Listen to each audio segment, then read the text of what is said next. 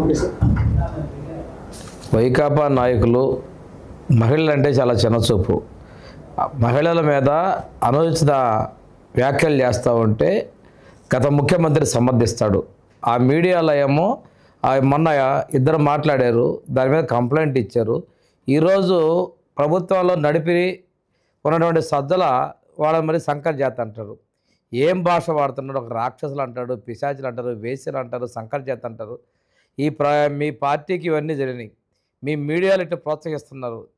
ఒకసారి ఫలితాన్ని అనుభవించారు.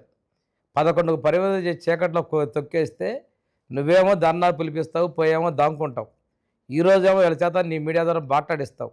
పైపెచ్చు తప్పు చేసిన కంప్లైంట్ చేసి మహిళల ఆత్మగౌరవం కించపరుస్తూ మాట్లాడిన వ్యక్తుల్ని అరెస్ట్ చేస్తే వెనకేసుకొచ్చి మాట్లాడతావు. అమరావతితో పెట్టుకున్నావు, ఆ రోజు 11 పరిమితం అయ్యావు. మళ్ళీ అమరావతి ఆడబిడ్డల మీద, మహిళల మీద మీరు, మీ ఛానల్, మీ నాయకులు చేసేటువంటి వ్యాఖ్యల్ని యావత్ సభ్య సమాజం చేత్కరిస్తోంది. అయినప్పటికీ మీ ప్రవర్తనలో మార్పు రాలేదు. దీని మీద మీరు చట్టపరంగా మా ప్రభుత్వం చర్యలు తీసుకుంటుంది. మీ పతనానికి ఇది పూర్తి పరాకాష్ఠలుతుంది. పూర్తిగా అంధకారంలోకి మీ పార్టీని తోసేసి పార్టీ మూసేసే రోజులు కూడా వచ్చాయి. అయినా కానీ మీ ఛానల్ కూడా ఈరోజే మీరు బేషరతుగా విత్డ్రా చేసేసుకోండి.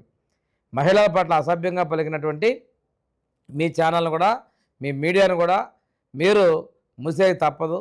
ఈ పరిస్థితుల్లో మహిళలందరూ, మీ ఇంట్లో కూడా మహిళలు ఉన్నారు, మీ పార్టీలో మహిళలు ఉన్నారు, వాళ్ళు కూడా దీన్ని చూసి, భాషను చూసి చేత్కరిస్తున్న విషయాన్ని కూడా గమనించుకోవాల్సిందిగా నేను హెచ్చరిస్తా ఉన్నా.